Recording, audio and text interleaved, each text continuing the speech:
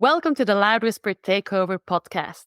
Today, we will talk about Krav Maga, which is a self-defense practice, and I have a special guest with me because I want to actually explore what Krav Maga has to do with love, compassion, and personal development. I give you a little bit of context.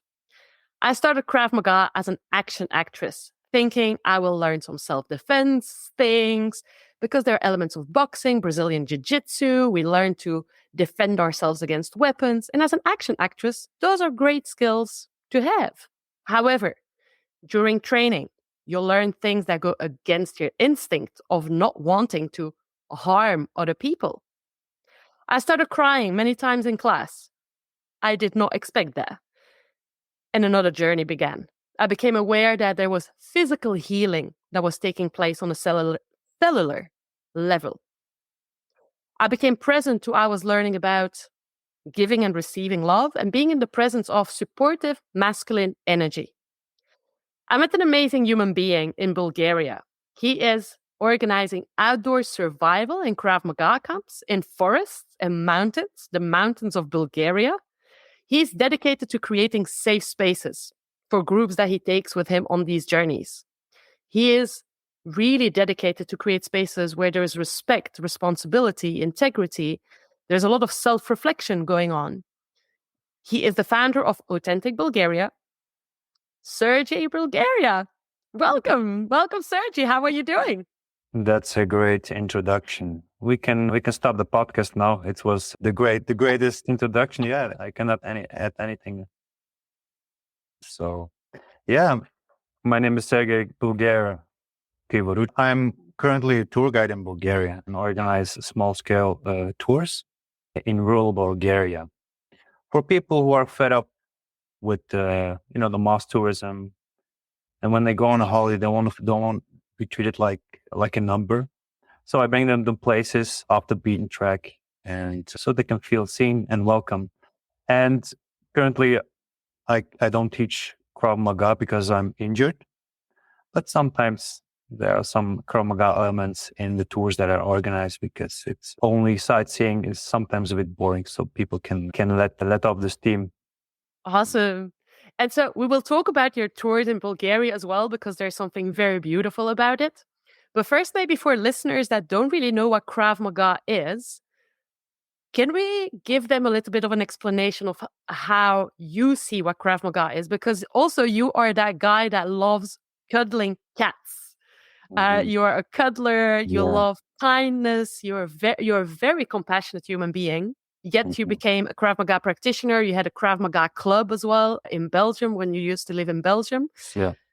How do you see Krav Maga and its relationship to violence, perhaps, and how you, as a very kind guy, got involved into that?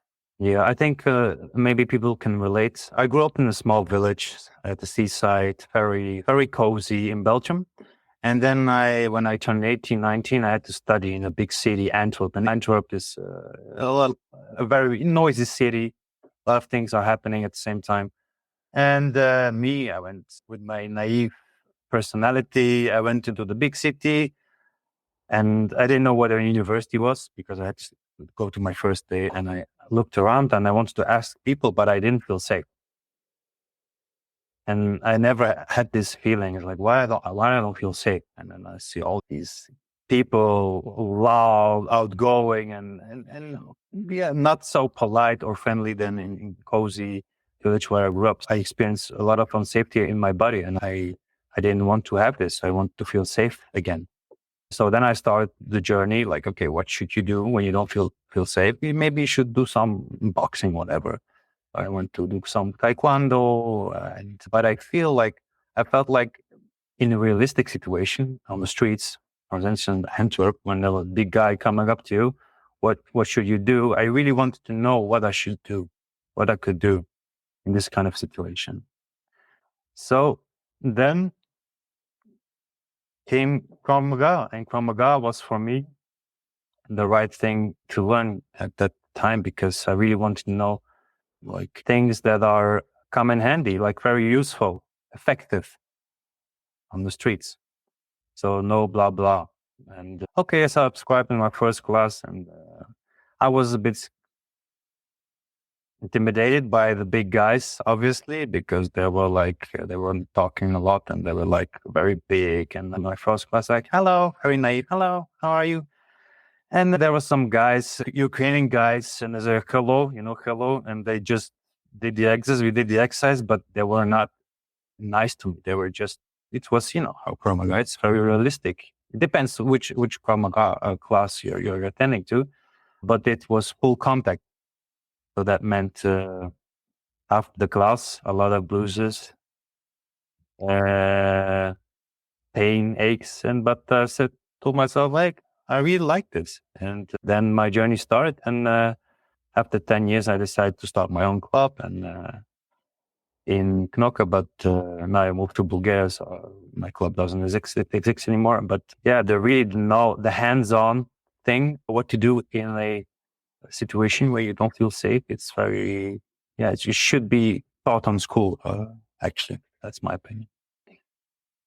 And so you were talking about the fact that you didn't feel safe in the big city. Was it a true sense of not feeling physically safe, or was it both emotional and physical? What did you feel? I think it's both. It's an end story. Due to personal, everyone has his own story, traumas, blah, blah, blah. It's a big thing now, but some things are true about trauma. And as well, physically, never did, only did some soccer, played some soccer, but I never was into this, what's the small world, this martial art world. And maybe I'm generalizing, but everyone has tattoos, has a bald head, a haircut, and it looks aggressive. Yeah, like you said, That's weird. You don't look aggressive. But yeah, the big tough guy, typical tough guy. And I'm not that guy, but I still wanted to learn how to defend myself. And it didn't stop with the Krav Maga. I did some wrestling, did some BJJ, boxing. But that's what's Krav Maga all about. You don't want to, you don't want to show off with your skills. You want to show to the outside world that you're not a fighter. But when they make a problem, then they feel it inside. That they feel this calm energy, and so they don't want to pick you as a victim on the streets or whatever. It's very important. It's about energy as well. They choose the prey. How do you call it? Someone who's the prey. Yeah, their target. Yeah, their target. But the one who is hunting, the hunter, the one who is hunting. The bad guy. I don't know. Yeah, the bad. Let's call it the bad guy. They have like a sensor. In microseconds, they can see whether you're an easy victim or not, and they check everything. It's based upon microseconds where they have this sensor, and it's okay. No, this is a not so easy target. This is a crazy woman. This is a crazy guy. Oh, let's find another one. So it starts with that, and I felt that back in the days, like I was an easy target. I want to just bounce back on a few things that you've said. So first of all, would you agree if I summarize what Krav Maga could be for those that have never really seen it in action? Number one is self-defense. So it's not about attacking. It's if a threat is coming to you, you know how to respond. Number two, it's about de-escalating first. If you can avoid any problems, you avoid it at all costs. Sure. Number three is it's not about fighting and staying in the fight for minutes or hours. It's how can I basically give one punch, two punches, but how can I, as fast as possible, learn a technique where I neutralize or hit my opponent and I have just the time to run away? Would that be something that summarizes it well? Or something? Yeah, that's correct. And nowadays, you see a lot of YouTube videos which are quite spectacular, but that's not the case. I attended the school, European Krav Maga Academy in Antwerp, and the owner, Luc van Laren, is a very no-nonsense guy. So he doesn't care about stripes, about anything. He just wants to, he just wants to get the deal done. And the deal is to come safe out of a potential threatening situation. So it's not only the physical part, it is as well de-escalation, and that's verbally as well, and psychologically as well, because you have to act under pressure, and this is you have to train this in a realistic way. You cannot only talk about it. And that's why a lot of people don't want to go to a Krav Maga class, because they want to learn the stuff, but in a very innocent way. If the Krav Maga club, is a safe environment, that means that the instructor should always check every person if they are training, because it's full contact. If someone's hit or someone has a trauma reaction, whatever, they should stop the class. You can push yourself a little bit, that's true, but it has a lot to do with the trauma reactions of the body as well. And in my opinion, a lot of instructors in the past don't, they don't take into this into consideration. They only want to have the Superman badass. And it's not only about that. It's maybe 30-40%. It's about the physical part. And about the legal part as well. What if you hit someone on the head and you run away and this person is injured for the rest of his or her life? You should pay whatever the cameras did you hit first, So these are all serious things to take into consideration, and that's why it's not only hitting on a ball or on a pad. Yeah, because we learn techniques that literally, like you say, can harm or hurt people for life, or they could be blind forever, or die even. Like Krav Maga can teach you these tools as well. It's to be taken very precautiously, and there's a lot of responsibility that comes with it. Yeah, so that's why if you're into self-defense, go to a Krav Maga club. However, always stay true to yourself and feel whether you feel safe enough intuitively with the instructor. Yeah. And the atmosphere. And it should be realistic. There are some couple of bullet points that criteria for a decent Krav Maga. And it doesn't stop with Krav Maga. Like if I would have done only Krav Maga without at least have some wrestling or BJJ experience, you have to know what's going on nowadays with the young people. And I just want to clarify the jargon for people that maybe are less familiar with martial arts. So BJJ is Brazilian Jiu-Jitsu. So in case some listeners don't know it. Yeah, sometimes we call it, like, if you see two men cuddling on a mat, it's probably BJJ, women. Yeah. I want to bounce back on the fact that you were talking about trauma reactions of the body. Because, as I said, I started Krav Maga as an actress, wanting to learn stuff for my acting movies. I've started crying many times in class, and it's especially sparring. So freestyle fighting, right? So all of a sudden the teacher says, okay, here we go for 1 minute or 30 seconds. Let's go. It's soft sparring, but still I have my reaction. Like there is something on a cellular level that I cannot control that came out that I had to become aware of. And so now there's a new journey of healing that is starting with it. Have you had to overcome any challenges on the beginning of your journey, or when you had your club in Knokke in Belgium? Have you seen or experienced something alike with students maybe that you could share or want to share? Yeah, a lot of times people freeze, or most of the times people say the people, my niche, my target audience were the people who were a bit more shy, introverted, and people who thought that they would never learn a martial art in their life because they're like, that's nothing for me, and they're only the tough guys. So this was my target audience. And then most of the times people said, yeah, but I don't want to hurt the other person. But then I emphasized that, okay, this is a safe environment. You don't have to hit the person, but at least train your memory muscle to hit the person or touch the person when you hit. And hitting should be on places which are effective. If I hit a wrestler in his 100 kilograms BJJ, or a wrestler in his stomach, he would just laugh and he would say, oh, that's nice. But if I go with my hands or fingers into the eyes, which, by the way, you can train, or go to the groin, hit to his groin, that's a different story. And most of the times, women as well, like, I'm not a woman, so I cannot talk for a woman, but a lot of times women told me, like, yeah, I can't do anything because I'm 1 meter 60 and 50 kilograms. What can I do? to the aggressor. But believe me, if you, Cindy, go with your nails in my eyes, it's over. yeah, what would I do? What would be my reaction? So my natural reaction would go with my hands to the eyes and maybe have some tears, and 2-3 minutes I can't see anything decently, but that gives you time to run away. And yeah, these kind of stuff you should just train but they don't teach you this at school. And a lot of times we should decondition ourselves because we're taught not to hurt anyone, and which is good. But as you know, the world is not only doesn't only exist out of good guys. There are bad guys as well.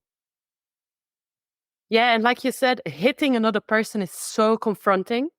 So first of all, in sparring, the freestyle fighting, that's when I get triggered. But also when I have to, you train, you don't hit the other person, but you go as close as to reality possible without hurting them. But even that, tears are falling down my cheeks.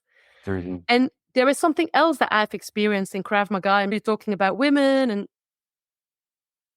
I felt so held by masculine energy in Krav Maga classes, because my friends that don't do Krav Maga, they imagine that it's a lot of tough guys, that go to Krav Maga. And actually, it's a lot of teddy bears that are full of kindness, that just learn these techniques as well, because maybe they are introverts or they're absolutely not the fighting guys. But then what's happening in the classes, they have to be the bad guys for us, the women, so that we can practice. Because if I fight a woman that is 50 kilograms, I will never actually be ready if something was to happen in the street. But the guy with the big arms in class is going to have to do as if he's attacking me. And I know it's confronting for them. They don't want to do that to a woman. Even in a class environment, it's challenging for them, but they have to do it in order to serve us, the feminine energy in the space. And for me, there is like beauty behind it, and that's the first time I experienced such a thing, like it sort of feels very that's very surreal. interesting. Yeah, it's very, because that depends as well on which society you grew up in. For instance, in Bulgaria, if you talk about masculine or feminine energy, they would like, what are you talking about? Because here, the conservative, these traditional values where the man protects the woman is quite normal. And it's normal because when you live in a rural countryside, yeah, it's about sometimes the man is just better at doing the heavy work. And if they see a bear, whatever, normally the guy should go first, not the woman, to protect the woman, not the other way around. We're going to talk about these bears in Bulgaria when we're going to start addressing the camps you organize, because there's also a whole thing around that. So let's talk about Krav Maga teachers first, because you were emphasizing on the fact that we should find a good teacher. Like I actually tried 9 Krav Maga clubs. Wow. I tried 7 in person and 2 I had a phone call with. Wow. And it's when I met my teacher in Barcelona, I was like, he's my maestro.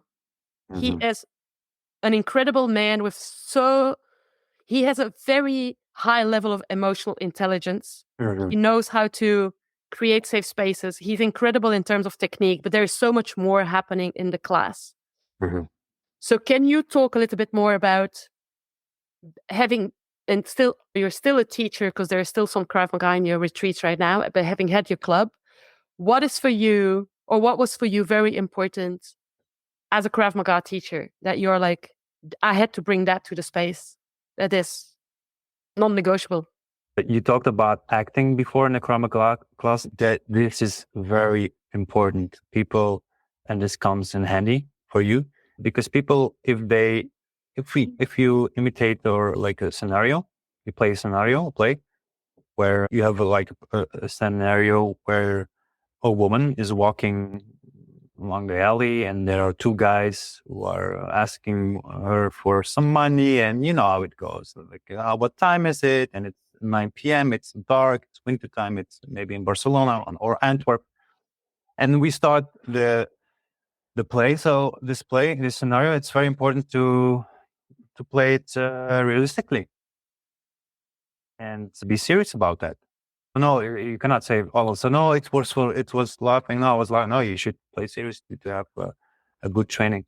So that's very important. And the question about the teacher was, the instructor, what should be? What is a non-negotiable for you as a teacher, like that you really should bring to the space so that you are a good teacher, or that you are the best support for your students possible? Yeah, of course. First of all, it's not about me. I don't have to prove anything. I'm not the strongest guy in the world. I will never be. So it's about the ego thing, first of all. And Mhm. second, realism.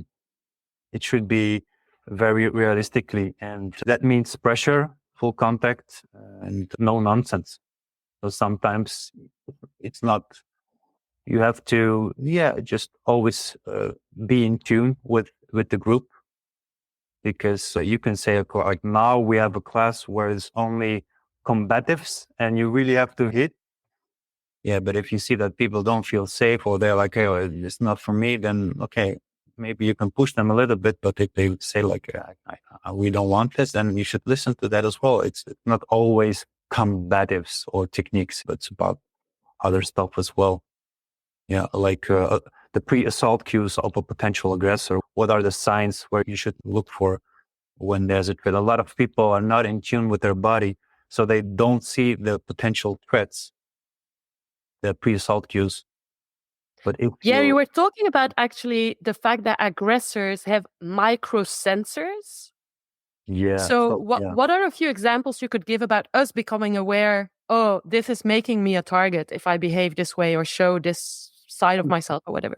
Yes, first of all, you have to acknowledge that you never would hurt a person like that. Never. For no reason. But there are crazy people who do this. And this is the first realization that there's a big difference in this mentality. So you should acknowledge that. Okay, I would never do that, but there are people that would do this. So that's very important to acknowledge that. So what are the micro sensors that they have, and what are the micro behaviors maybe that we portray that make us a target? Yeah. So have you ever felt uncomfortable in a fitness, in a gym, or in an elevator? You have this very uncomfortable feel when there's a new person or passing by. Have you ever felt?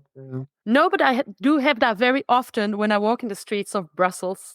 Yes. Okay. So we have an example. Okay. It's not a fitness, but this kind of feeling, when you have this uncomfortable feeling, we often tend to we are angry at ourselves. Like, why do I feel this? I don't want to feel this. Oh no, it's not true. And this person is just following me. And maybe he's just looking for a vet for his cat or whatever. And we always try to, in our head, downsize our intuition, what our body is telling us. But it should be the opposite. We should listen to it instead of just, it's fine. I trust the guy is fine. He's fine. But your body is like, red flag. Is like, no. So first of all, listen to to the body when it's giving signals, which if it's not okay for you, and you can run away from the situation. And these kind of things are not, I don't know whether it's deliberate. They are not taught to us. Yeah. We are on the Loud Whisper Takeover podcast. It's all about intuition. Nourish it. Listen to it. It is giving signals that we cannot ignore. Correct. Yeah. And it's not rocket science. It's just, but nowadays it's all about therapy and words. But if I'm on the street and if I see two guys and I don't trust it, I just cross the street. And it's not because I'm a Krav Maga guy, like, I see those two guys, I can handle them. No, I just cross over the street. I don't want to have any trouble. I don't want to have a potential trouble. I just want to go. I want to be safe. Go home. So Krav Maga, self-defense, surviving in hostile environments. That could be a city, a country, a particular moment.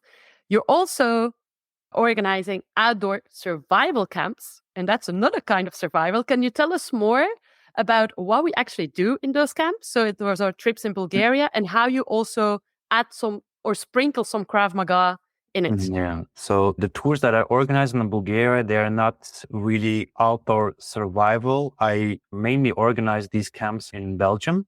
So it was a combo Krav Maga and outdoor survival, which is, in my opinion, a very synergetic combination.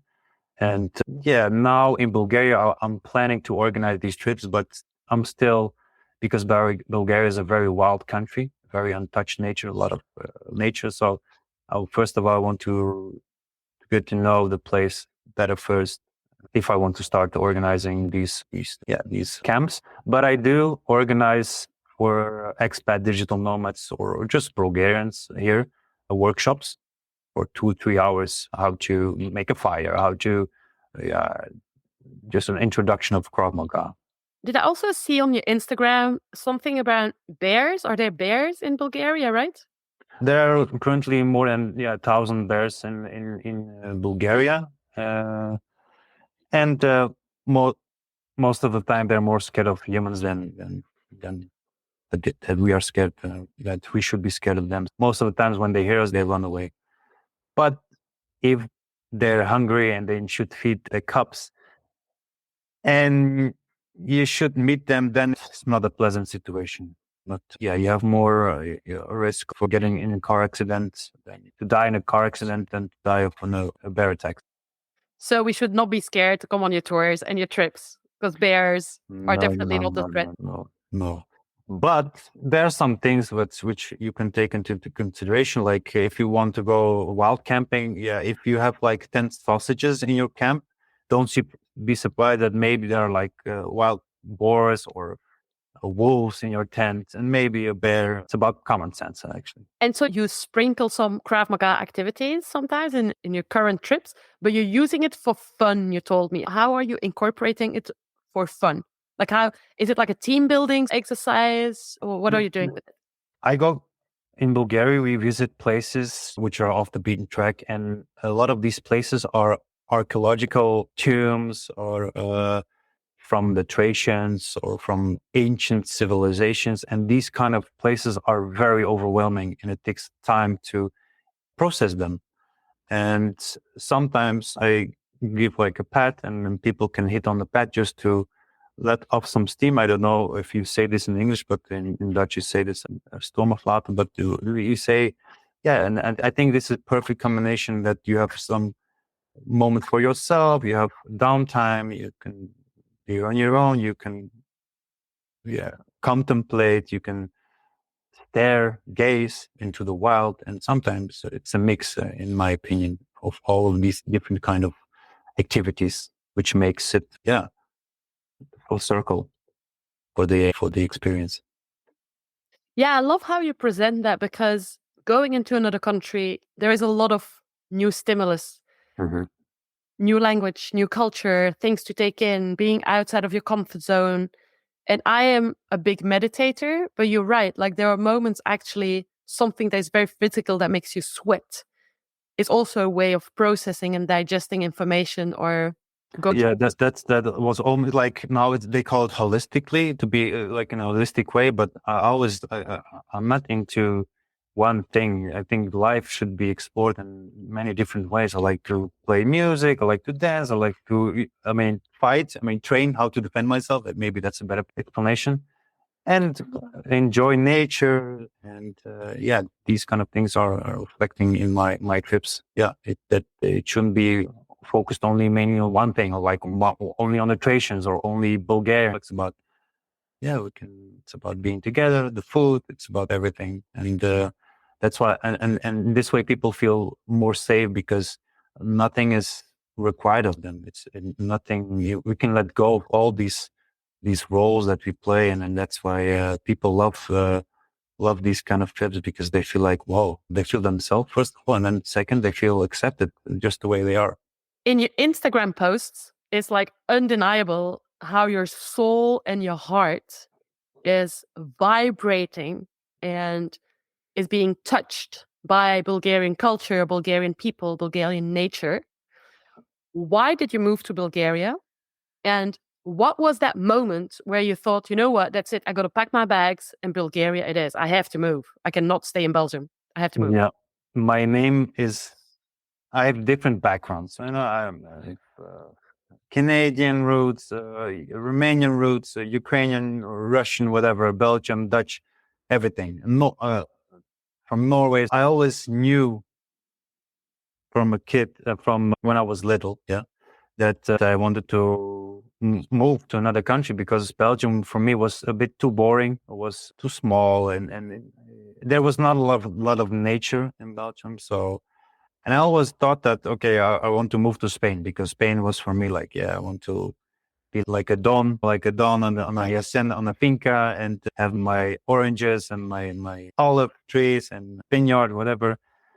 But then this pandemic hit, and things started to change, and I wanted to have more peace, a bit more freedom. I wanted to experience more nature untouched, which is like wild nature, not just some parks or whatever, but wild nature and mountains, and where you can feel lost and feel human again. And where the natural elements are still in command, And I booked a ticket for Spain in 2022, and 5 days prior, something, I don't know what, maybe YouTube, like promoting Bulgaria, whatever.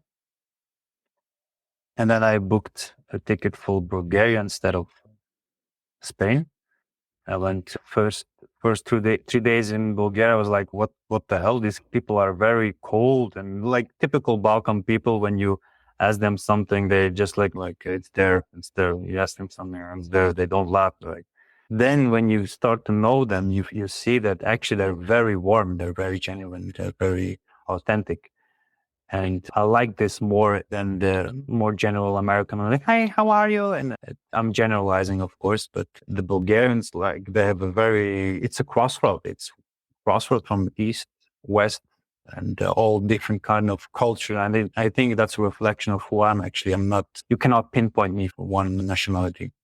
And I went to Bansko 5 days after. I took the train from Burgas, that's a seaside. And I fell in love with Bansko. On the first day that I arrived, I said, okay, I'm going to move here. I'm going to live here. And then I went back, took my car. In 3 days, I drove to Bulgaria, and I started without a plan, which is not, I cannot, it's not advisable, but I started even my own business. But I was so scared in the beginning because I didn't know anything. I did not know anyone. I didn't know how to start a business, especially in Bulgaria. Come on, it's a Cyrillic alphabet. And no network, no business idea, plan. But I told myself, okay, if I want to really integrate in this country, I should do things differently than the average expat, which means avoiding speaking English. Yeah. Now I speak like a bit English with Bulgarian accent, which is quite normal because I only speak Dutch or Bulgarian nowadays. But I do it on purpose because I don't want to, I want to really integrate, which means learning the language, and Bulgarian is a difficult language, but as well, networking with the local population. And what I see a lot of people do is that the comfort zones, and they see people speak English and they stay and they speak English, or they go to the expat community, which is very normal because it's safety. It's about safety again, and people want to feel safe, and they want to see familiar things. So what I did is I went into the fear, into the combat like you did on training. And nowadays I can communicate with the people. I started to, like a madman, it's like to study Bulgarian every day, like at least for an hour. And go to YouTube, buying a lot of different books, searching the best online classes. So it's a daily thing that I'm doing. Yeah. But you had this intuition, like literally the first day you arrived in Bulgaria, you were like, yeah, I'm going to move here? Yeah. And not the first day, first 2 days, like, these are weird people. They are so cold and warm in the same way. A lot of people, I think, have this first impression of Bulgarians that are quite distant and a bit weird. They're not the best. They don't have this typical Western service oriented way of doing things, but they're quite service oriented in their way, in their authentic way. And not Yeah, a lot like the of local words. market in Bansko, the local market with like the fresh fruit, and like people are super gentle and kind, and Yeah. it's like Yeah. they're almost sharing like the vegetables from their garden in the Yeah. market. So, and they don't talk, but you give you a present or one of their vegetables that they grew in their own garden. And these things are, for me, they represent more than just words. Yeah. And also the love for animals, like Bansko is full of street dogs, full of street cats, but they somehow belong to everyone. Like they will Yeah. feed them as well, and there is like a Yeah. sense of community around Yeah. that as well. And Yeah. The street animals and the stray dogs and the stray cats, they nourish, they replenish your soul. Huh? And it's like a therapy. You don't need to pay a therapist. You can just hang around in the city square, and then you can just hang around with the stray dogs and the stray cats. anybody who's listening, if you're gonna follow Sergej on Instagram, you will always see an Instagram story where he found a new cat friend that just like snuggled into his lap and spent the afternoon there, which is absolutely so cute. Yeah, and it soothes down your nervous system. And in the West, we're continuously we're overstressed. We are hurrying just to have some rest. But yeah, so this kind of society wasn't for me, and that's why I'm here in Bulgaria, which everything is more laid back, relaxed, and my immune system can relax here more, and which is for me one of the most important things, to feel safe. And safety, when there is safety, you can live again. You don't have to go into survival modus every day like I was in the West. I was continuously in survival modus. And I rushed back to home just to have some peace of mind and rest. Yeah. So you would say that Bulgaria offers you both a physical safe space and also a more emotionally safe space? Yes, here that's true. The people they don't care. They don't care what you do, how you look like, and therefore there's less. Ego is a good thing, but not the ego which is, I don't know how you call it, which is like blown up ego. How you call it? Blown up. Yeah. Yeah, like a big ego, like where an inflated ego. Yeah, an inflated ego just to hide their insecurities. This kind of ego. And here you don't have that. Obviously, you have that everywhere, but here it's less, and there are less people, so you have more space. And I just wish that for everyone, this safety. That's very important, because it's not all about the universe and this and that. It's about reality as well, in Krav Maga as well. You cannot wish when there's an aggressor. You cannot wish this person away when he's attacking you. Like, you have to do something.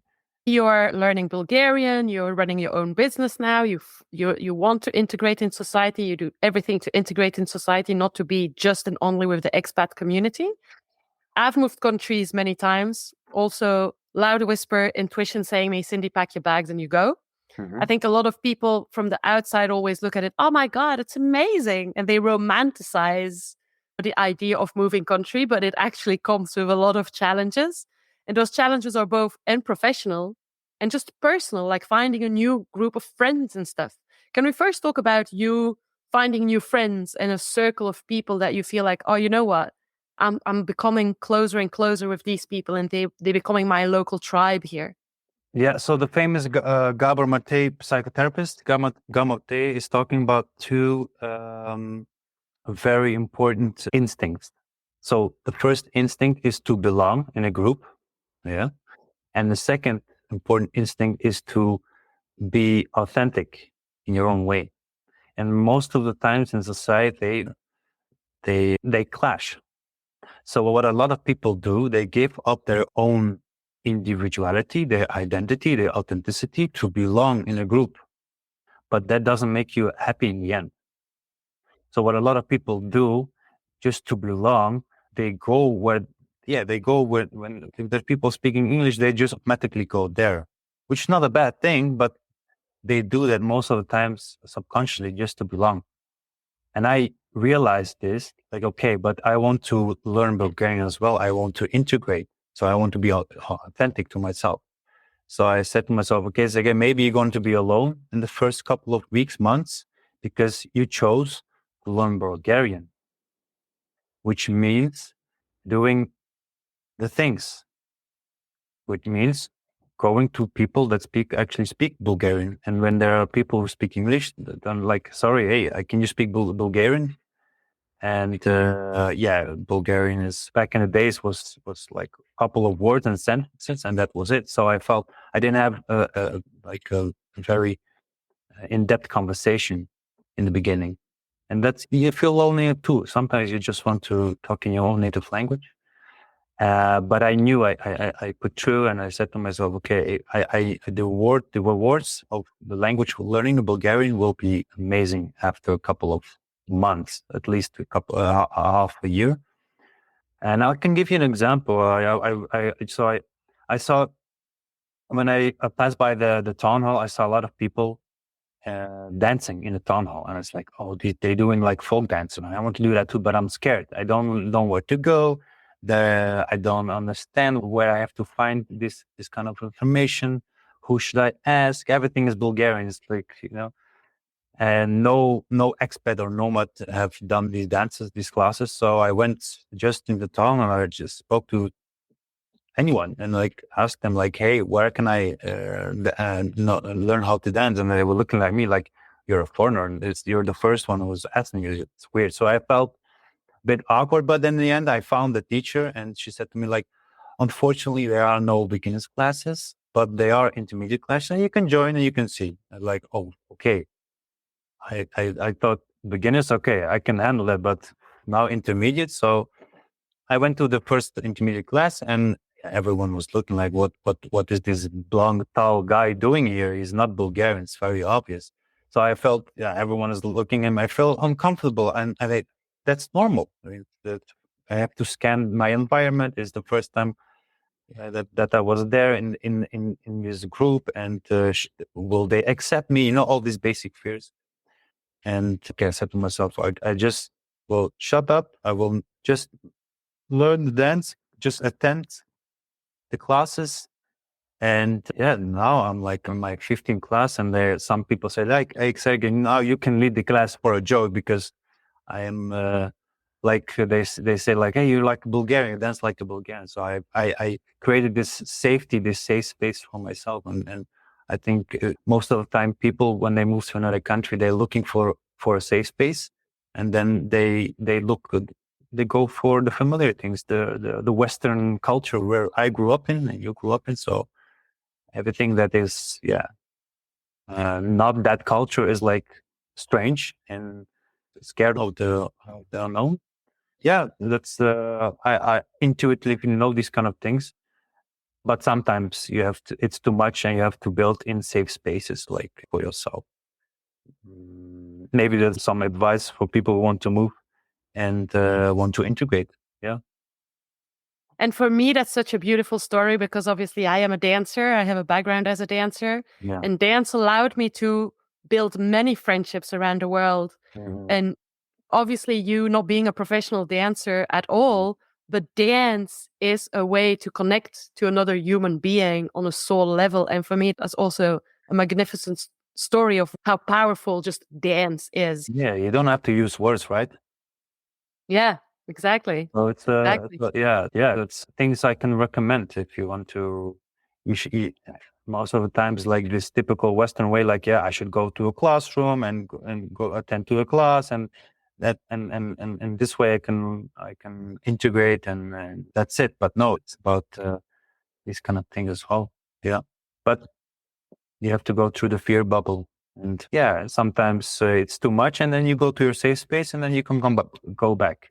Not always pushing yourself because there's like a toxic resiliency movement going on as well. Like, you should push and push. Yes, that's true. But sometimes you have to listen to yourself and cuddle with cats and go to take a warm bath instead of a cold bath, which is fine too, to do that. Thank you so much, Sergej, for sharing your story, your thoughts.